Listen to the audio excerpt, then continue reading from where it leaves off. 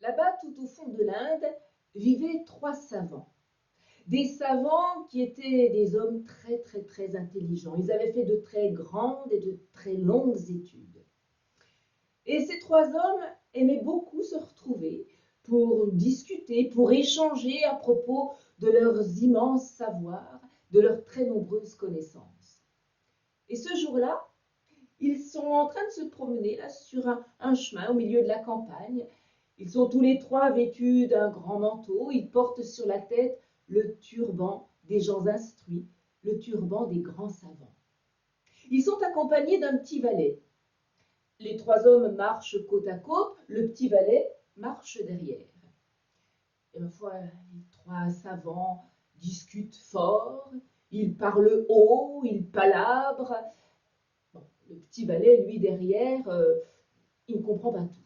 Bon, il n'a pas fait d'études, il ne sait ni lire ni écrire, mais bon, il s'intéresse quand même à ce qui se dit, il essaye de comprendre. Et les trois hommes continuent à avancer quand tout d'un coup ils s'arrêtent, parce qu'il y a là au milieu du chemin une chose un peu étrange. Ils s'approchent et un des trois savants avance une hypothèse. Il me semble que c'est là un tas d'os. Oui, les os d'un animal. Une idée me vient. Je vais pouvoir vous montrer combien je suis intelligent. Je me sens tout à fait capable de reconstituer le squelette de cet animal. Et le savant se concentre. Il prononce des paroles énigmatiques, des formules magiques. Et voilà que tout d'un coup, le squelette de l'animal est reconstitué en un clin d'œil. Bravo! Très très bien. Mais sans vouloir vous vexer, dit le second savant, sans vouloir vous vexer, ceci n'est vraiment pas très compliqué. Je pense que mon savoir est un peu supérieur au vôtre. Et je me sens, moi, tout à fait capable de remettre à l'intérieur de cet animal tous ses organes, autour de ce squelette, de remettre les muscles, la chair, la peau de cet animal. Et le deuxième savant se concentre. Il prononce quelques paroles magiques, quelques formules énigmatiques. Et voilà qu'aussitôt, le squelette se remplit d'organes, il se recouvre de muscles, de chair et de peau. Et apparaît devant les trois savants et le valet un énorme tigre. Oh, bravo, bravo.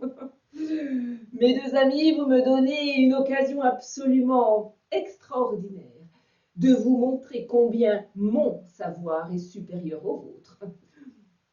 Moi, je me sens tout à fait capable de redonner la vie à cet animal. Autre affaire. Mais à cet instant-là, le petit valet intervient dans la conversation. Oh, bah c'est peut-être pas nécessaire, hein. C'est peut-être pas très prudent quand même de... Mais espèce d'ignorant, tu vas te taire? Ah, tu crois peut-être que je ne suis pas capable de redonner la vie à cet animal? Mêle-toi donc de ce qui te regarde. Peut-être que tu ne me crois pas capable. Eh bien, tu vas voir ce que tu vas voir. Et pendant que le savant se concentre, qu'il prononce ses paroles magiques, ses formules énigmatiques, le petit valet, lui, court se réfugier là-bas, dans les branches les plus hautes d'un arbre. Voilà que le tigre commence à frémir, il s'étend, il bâille, il se met sur ses quatre pattes et flof, flof, flof, en trois coups de patte, en trois coups de dents, il tue les trois savants. Et puis après les avoir dévorés, tranquillement, le tigre s'en est allé.